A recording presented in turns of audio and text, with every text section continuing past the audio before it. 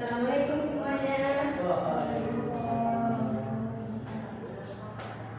Apa kabarnya hari ini, sehat? Kurang sehat. Kenapa kurang sehat, Pak? Kurang enak badanku. Minum obat? Belum. Minumlah tadi ya. Ya Bu. Oke. Sebelum kita memulai pelajaran, ketua tolong pimpin doanya terlebih dahulu. Siap, baik. Berdoa boleh. Berdoa selesai. Baik, Ibu absen dulu ya. Pimpinan tadi hadir? Hadir. Akbar? Di Siapa yang nggak hadir? Banyak. si Raffi Rizka. dulu. Kenapa Raffi? Ketiduran mungkin dulu. Rizka kenapa? Ya, yang ini juga Bu, ada perlu katanya. Ada urusan. Pembahasan kita hari ini yaitu tentang sistem komputer dan jaringan. Nah, tujuan pembelajaran kita hari ini yaitu mengidentifikasi komponen penyusun komputer. Yang kedua, membedakan fungsi komponen-komponen penyusun komputer. Lalu yang ketiga, membedakan berbagai macam sistem operasi. Dan yang terakhir yaitu menjelaskan pengertian dan sejarah perkembangan sistem operasi.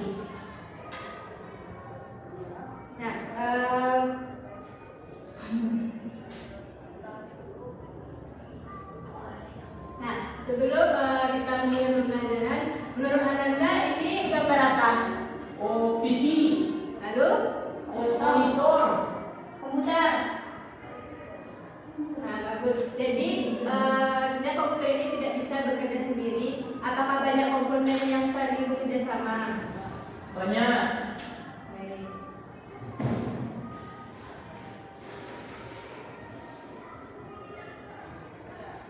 Materi kita pertama yaitu tentang mengenal apa saja komponen dari komputer. Nah, secara fisik perangkat komputer itu umumnya terdiri dari ada CPU, monitor, keyboard, dan mouse. Nah, perangkat-perangkat tersebut merupakan perangkat dasar. Adapun perangkat tambahan dapat berupa printer, scanner, modem, dan lain-lainnya. Sebelum Ananda dapat merangkai komputer, Ananda perlu mempelajari komponen-komponen yang ada di dalam perangkat komputer seperti yang Ibu jelaskan hari ini. Yang pertama yaitu siapa yang tahu monitor itu apa? Oh, TV-nya. Ya betul, monitor itu bisa disebut dengan layar komputer yang berfungsi untuk menampilkan gambar ataupun hasil dari komputer tersebut. Contohnya seperti Anda menonton YouTube atau main game atau membuat tugas di laptop.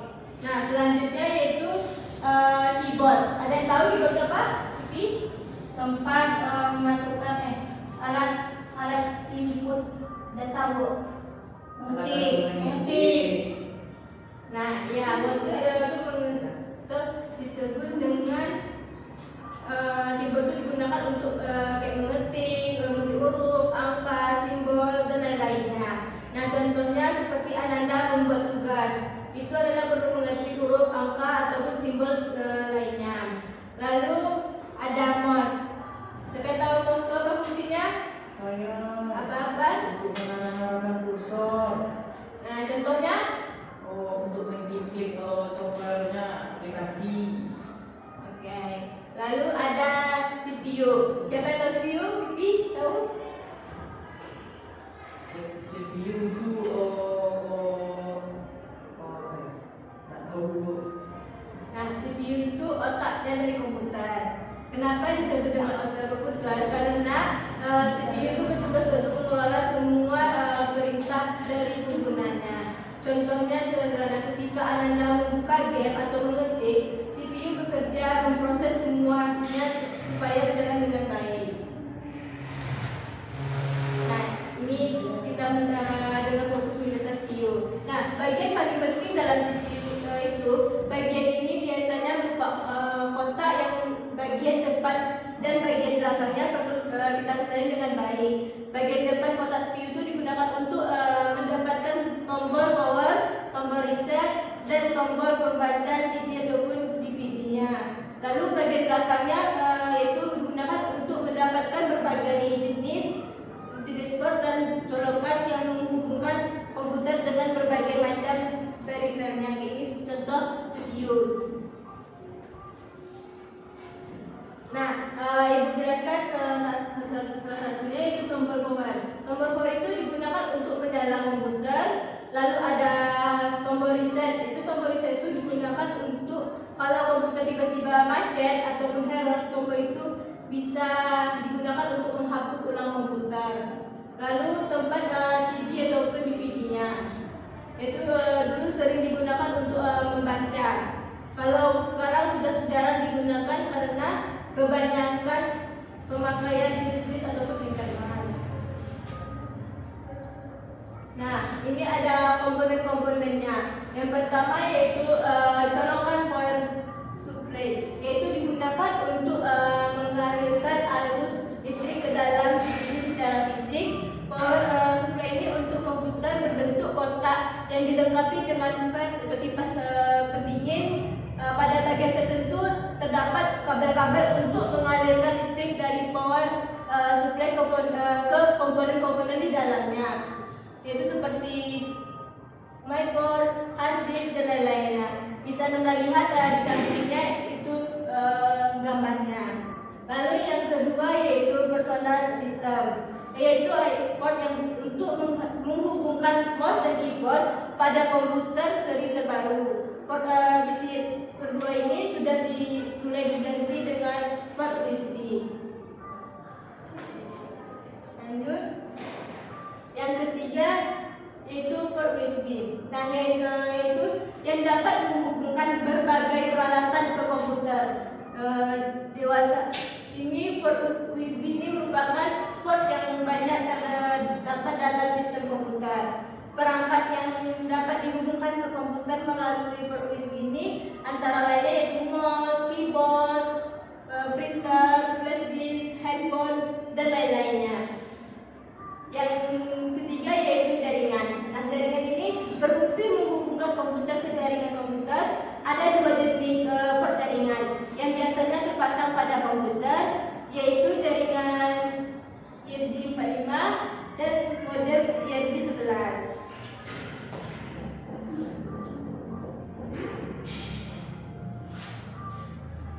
Yang selanjutnya yaitu port serial, yaitu terdiri dari 9 pin dan biasanya digunakan untuk menghubungkan modem eksternal yang sama-sama menggunakan persilihan.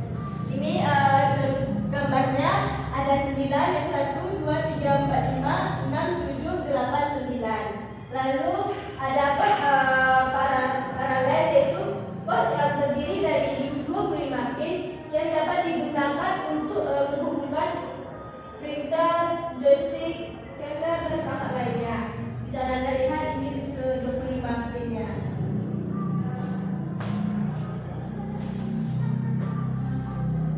Nah, lanjut itu ada port audio, yaitu untuk menghubungkan mikrofon, yaitu speaker, dan peralatan audio lainnya. Yang selanjutnya yaitu port ekspansi, yaitu untuk menambahkan perangkat-perangkat seperti VGA, TV, dan firmware. Selanjutnya bentuk CPU. Akbar kalau bacakan?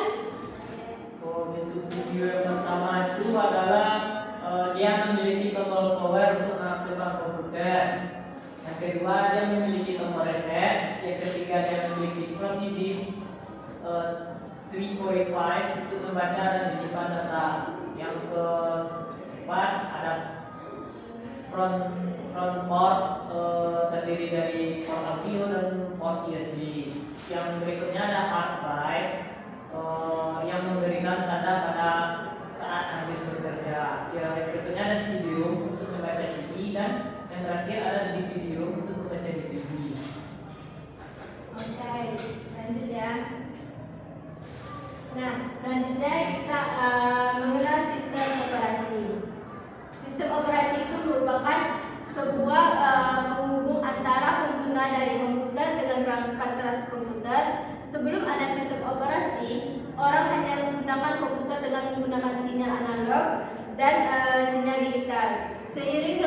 perkembangannya, pengetahuan dan teknologi pada saat ini terdapat berbagai sistem operasi dengan keunggulan masing-masing. Untuk lebih memahami sistem operasi, maka sebaiknya perlu diketahui terlebih dahulu beberapa konsep dasar mengenai sistem operasi itu sendiri. Ada yang tahu gambar-gambar ini, gambar apa aja? Tahu.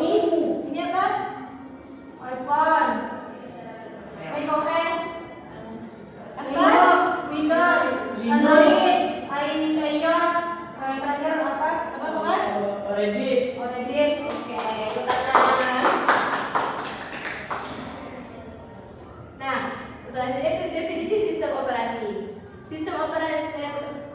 Sistem komputer pada dasarnya terdiri dari 4 komponen utama, yaitu perangkat keras, program aplikasi, sistem operasi, dan para pengguna. Nah, sistem operasi ini berfungsi untuk mengatur dan mengawasi pengguna perangkat keras oleh berbagai program aplikasi serta para pengguna. Sistem operasi ini berfungsi ibaratnya pemerintah dalam suatu negara, dalam arti membuat kondisi komputer agar dapat menjalankan program secara benar. Untuk menghindari konflik yang terjadi pada saat pengguna menggunakan sumber daya yang sama, sistem operasi mengatur pengguna mana yang dapat mengakses suatu sumber daya. Sistem operasi juga sering disebut resource allocator. Salah satu lagi fungsi penting sistem operasi adalah sebagai program yang mengendali yang bertujuan untuk menghindari error dari pengguna komputer yang tidak perlu. Nah, sebelum kita mulai materi, kita pemanasan sedikit dulu ya. Sebentar ya.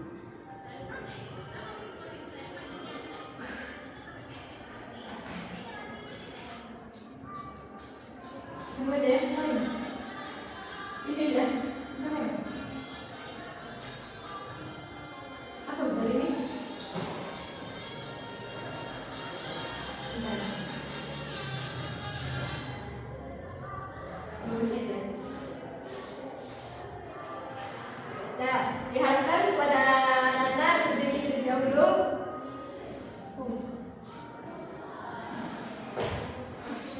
Joget-joget kita. Nah, kita mulai ya. Oke, anak-anak.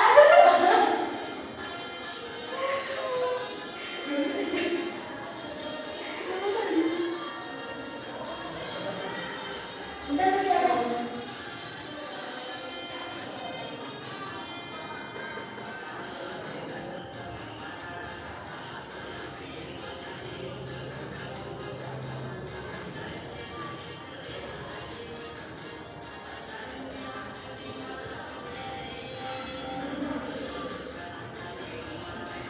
Oh ya, gimana Kak? Ayo, asal tak ya.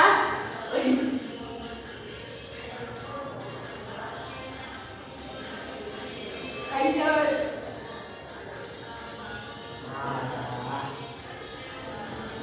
Asal tak ya. Tidur Kak terus. Ayo. Lanjut. Ayo.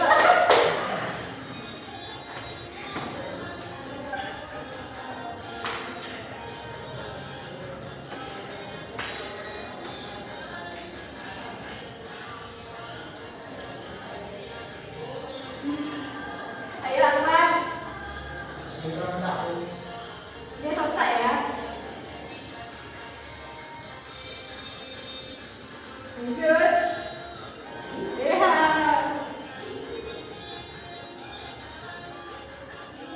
Dua kali lagi ya.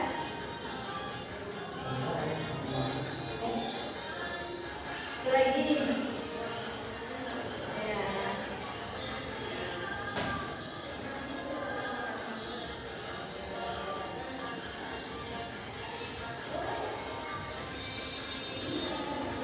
Lagi terus ya. Udah tuh. Ulang dulu. Oke, kita lanjut materi kita.